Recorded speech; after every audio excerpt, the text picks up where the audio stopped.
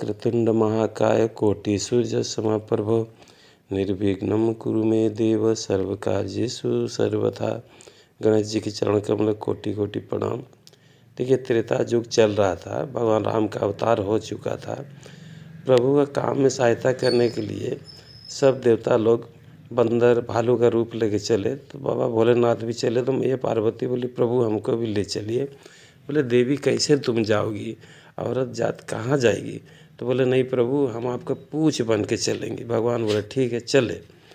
और अब देखिए पूछ क्या करता है। रावण का बेटा अंगद हनुमान जी को नागपाश में बांध के ले जाता है और रावण को समझाते हुए वीर बजरंगबली कहते रे रावण, माता सीता को दे दो और तुम भगवान राम के शरण में चले जाओ, अन्यथा तुमको कोई नहीं बचा पाएगा।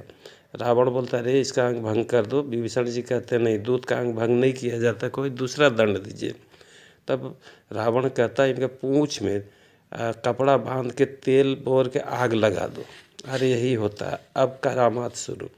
मैया धीरे धीरे बढ़ी, लंका का सब कपड़ा तेल खत्म हुआ, आग लगाया गया।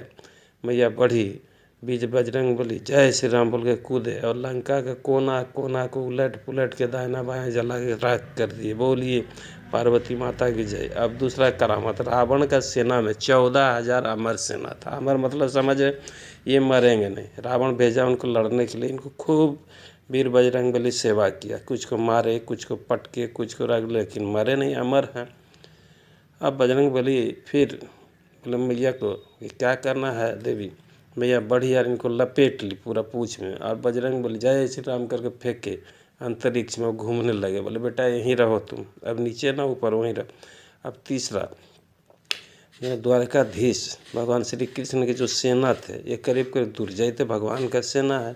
इनको घमंड था कि हम चाहे तो तीनों लोग को जीत सकते हैं, हमारे बिना द्वारकाधीश का कोई काम नहीं होता है। पांडवों को जो युद्ध में विजय दिलाने में हमारे काम है। भगवान द्वारकाधीश बजरंगबली को याद किए, आए, बोले प्रभु आज्ञा हो। बोले आप चले जाओ हमारे बागान में, वहाँ फल खाओ और गाछ को फेंको, फल का गाछ उठा उठा के तोड़ो, और जब ये हमारे सैनिक जाए तो इनको थोड़ा बढ़िया से सेवा करवा रही हुआ। खूब सेवा हुआ, वो भाग के आए। फिर अब द्वारकाधीश से बोले प्रभु वो बंदर बड़ा दुर्जय है, जितना मुश्किल है।